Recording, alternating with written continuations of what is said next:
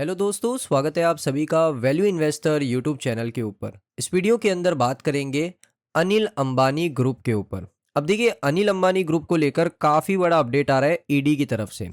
यहाँ पर आप देखोगे ईडी ने यहाँ पर अनिल अंबानी ग्रुप के जो टॉप एग्जीक्यूटिव्स हैं उनको ग्रिल कर दिया है। 17,000 करोड़ के लोन फ्रॉड का केस है और ईडी की कार्रवाई शुरू हो चुकी है। और मैं आपको कह रहा हूँ कि स्टेज 2 की कार्रवाई है।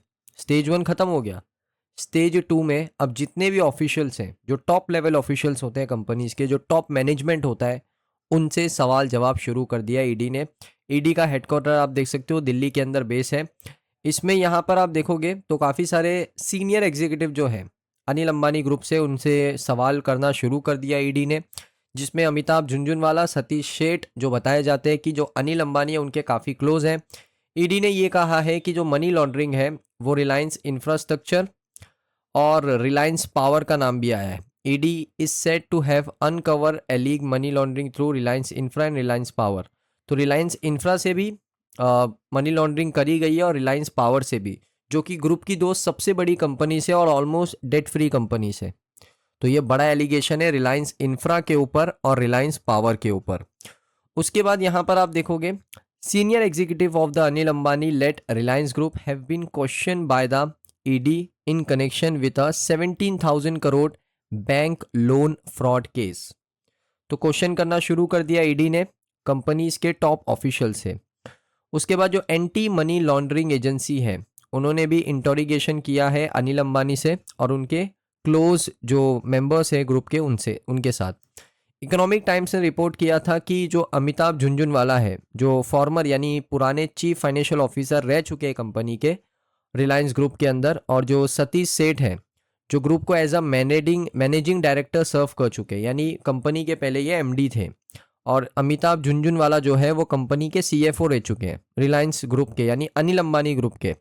तो उनसे भी काफ़ी सवाल किए गए। उसके बाद ये पता चला कि रिलायंस होम फाइनेंस लिमिटेड और रिलायंस कमर्शियल फाइनेंस लिमिटेड, ये जो कंपनीज है, इन्होंने ही लोन को डाइवर्ट किया। बैंक से लोन लिया किसने?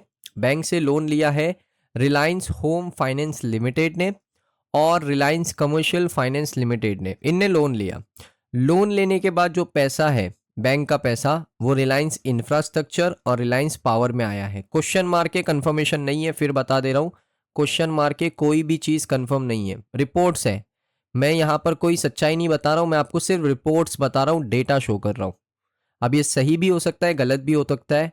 बहुत चीज़ें सही होती है रिपोर्ट्स की, बहुत सी चीज़ें गलत होती है। तो इसमें आप ये नहीं कह सकते कि हाँ रिलायंस इंफ्रा और रिलायंस पावर ने लोन को डाइवर्ट किया है। अभी क्वेश्चन मार्क है, कंफर्मेशन नहीं है। ईडी ने ये कहा कि जो मनी लॉन्ड्रिंग है वो इस दो एंटिटीज़ के साथ हुई है, रिलायंस इंफ्रा और रिलायंस पावर, रिपोर्ट्स की माने तो। एजेंसी ने एक और चीज़ लिखी है कि लगभग उन्होंने 20 प्राइवेट और पब्लिक सेक्टर बैंक से डेटा मांगा है, लोन्स के जो डेटा होते हैं उसके डेटा मांगा है, लोन एक्सटेंशन का डेटा मांगा है, यानी बहुत बार कंपनीज ने लोन को एक्सटेंड किया था।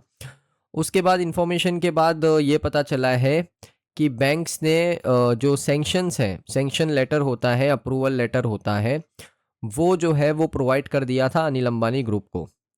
उसके बाद ईडी ने इन्वेस्टिगेशन में ये भी पता चला है कि कुछ फाइनेंशियल इरेगुलेटरीज आपको देखने को मिली है। लोन का डाइवर्जन किया गया, 17,000 करोड़ का लोन लिया था, मल्टीपल रिलायंस ग्रुप की कंपनीज में उसको आप कह सकते हो डाइवर्ट किया गया।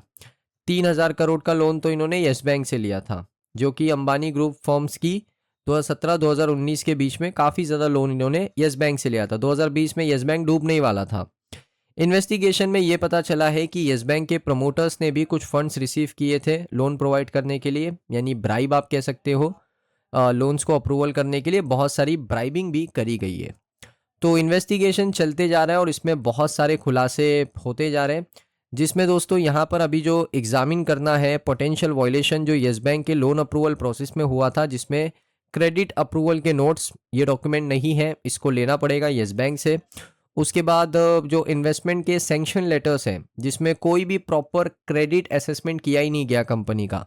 आप अगर होम लोन लेने चले जाओ, आप अगर पर्सनल लोन लेने चले जाओ, तो आपसे वो लोग पूरा क्रेडिट असेसमेंट करवाते हैं, जिसमें वो आपके इनकम को देखते हैं, आपके डेट को देखते हैं, आप कितना महीने में पे कर सकते हो, वो पूरा देखा जाता है कि आपकी कैपेबिलिटीज़ कितनी है लोन पे करने की, तभी आपको लोन देते हैं।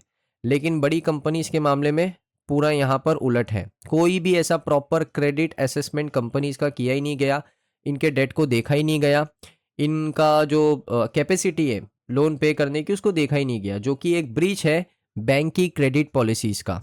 अब इसमें जो भी ऑफिशियल्स मिले हुए हैं उनके ऊपर सख्त कार्रवाई सीबीआई एफआईआर्स के थ्रू, जो रिपोर्ट सबमिट हुई है ईडी के थ्रू, नेशनल हाउसिंग बैंक के थ्रू, सेबी के थ्रू और नेशनल फाइनेंशियल रिपोर्टिंग अथॉरिटी और बैंक ऑफ बड़ौदा के थ्रू होने वाली है।